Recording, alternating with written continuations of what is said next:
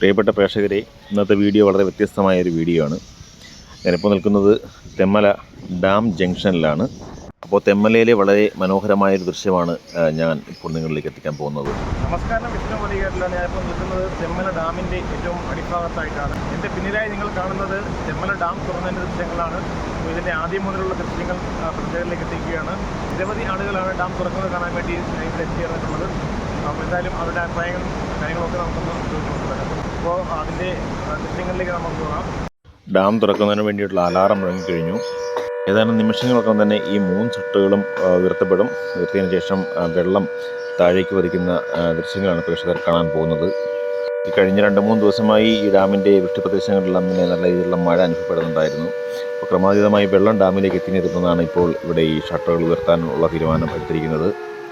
ഈ അലാറം നിലയ്ക്കുന്നതോടുകൂടി ഈ ഷട്ടറിൽ കൂടിയുള്ള വെള്ളം പുറത്തേക്ക് വരുന്നു. ആദ്യത്തെ ഷട്ടർ തുറന്നു കഴിഞ്ഞു. അതിൽ കൂടി വെള്ളം പുറത്തേക്ക് വരുന്നത് വളരെ ഭംഗിയായി നമുക്ക് കാണാൻ സാധിക്കുന്നതാണ്.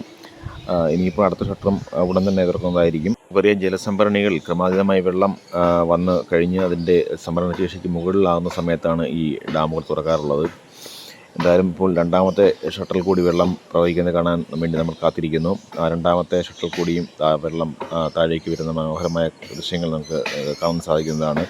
ഇനിയിപ്പോൾ നടുക്കത്തെ ഷട്ടറുകൾ മാത്രമേ തുറക്കാൻ ബാക്കിയുള്ളൂ. ഏതാനും നിമിഷങ്ങൾക്കകം കൂടി അതിൽ കൂടിയും വെള്ളം ഒഴുകി വരുന്നത് നമുക്ക് കാണാൻ സാധിക്കുന്നതായിരിക്കും.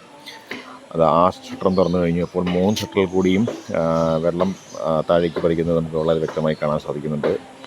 നമ്മളിപ്പോൾ നിൽക്കുന്നത് നമ്മൾ ഈ ഷട്ടറിൻ്റെ ഏറ്റവും അടുത്തായിട്ട് തന്നെയാണ്. ഈ വെള്ളം ഒഴുകി വരുന്നതിൻ്റെ ഏറ്റവും അടുത്ത ഈ ഭാഗം വരെ മാത്രമേ നമുക്ക് പോകാൻ സാധിക്കുകയുള്ളൂ.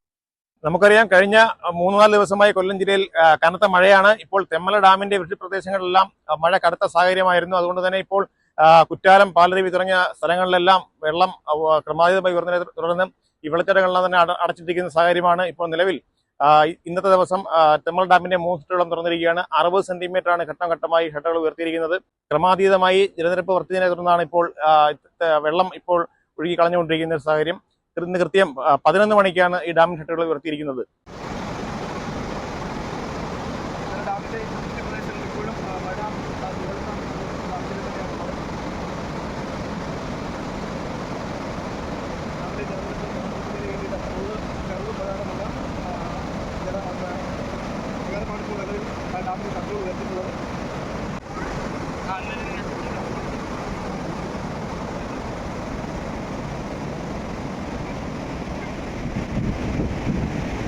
തെന്മല ഡാമിൻ്റെ ഷട്ടറുകൾ തുറന്ന കാഴ്ച നമ്മൾ കണ്ടു കഴിഞ്ഞു.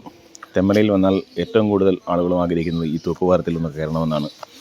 ഈ തൂക്കുപാലത്തിൽ നിന്നുള്ള ഡാമിൻ്റെ ദൃശ്യങ്ങളും അതുപോലെ തന്നെ റോഡിൽ കൂടി പോകുന്ന പാലത്തിൻ്റെ ദൃശ്യങ്ങളും ചുറ്റുമുള്ള വനത്തിൻ്റെ ഭംഗിയും നമുക്കൊന്ന് ആസ്വദിച്ചതിന് ശേഷം ഇവിടെ സന്ദർശനത്തിന് വേണ്ടി വന്നിരിക്കുന്ന കുറച്ച് കുട്ടികളുണ്ട്. അവരുടെ വിശേഷങ്ങളും അവരുടെ എക്സ്പീരിയൻസും നമുക്കൊന്ന് കേൾക്കാം.